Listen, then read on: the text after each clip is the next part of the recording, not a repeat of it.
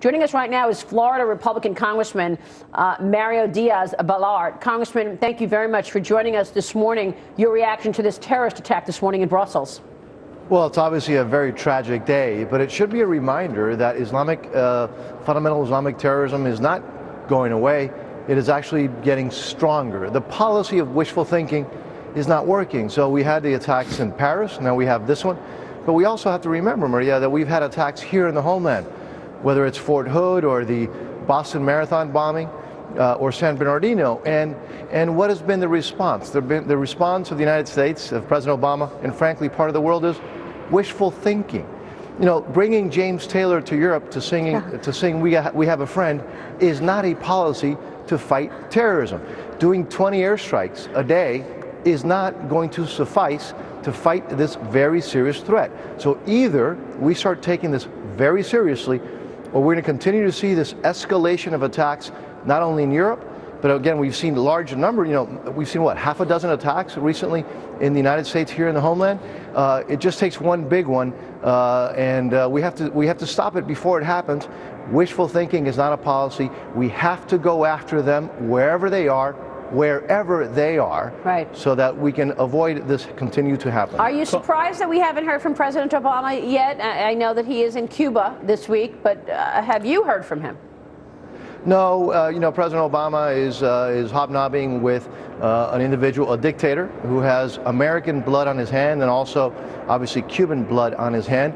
That was a regime that used to be on the state sponsor of terrorism list until President Obama, as a gift, as a concession, even though they continue to harbor terrorists and fugitives from U.S. law, the President Obama took him off the state sponsor of terrorism list. Again, this is a president who seems to be willing and to cozy up to the enemies of freedom, to those who sponsor terrorism, to those who harbor terrorists and U.S. fugitives, like the Castro dictatorship, when what he should be doing is focusing on stopping international terrorism, stopping those who help international terrorists like the Castro regime. So again, I expect, I don't know, maybe Secretary Kerry will be in Brussels now with another musician to sing to them.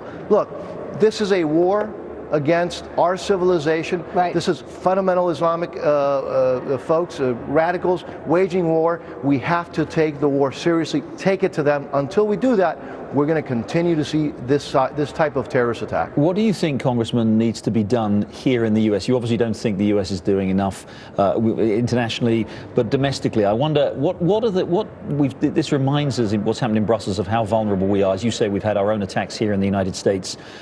Clearly, there are vulnerabilities here.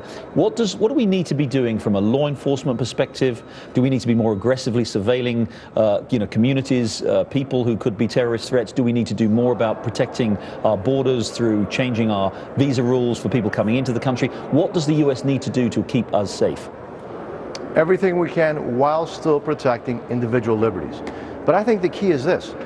As long as we see ISIS continue to expand, to continue to hold territory, that is the recruitment tool. It's not what President Obama says, that the recruitment tool is having folks detained in Guantanamo. The biggest recruitment tool for this terrorist group and for all these terrorists is success. So you want to stop them from recruiting. You want to stop them from, again, being able to plan terrorist attacks, whether it's in the United States, right, or in Europe. You have to go after them where they are, precisely to stop them from coming here and attacking the homeland. Congressman, thank you very much for joining us, Congressman Diaz-Balart.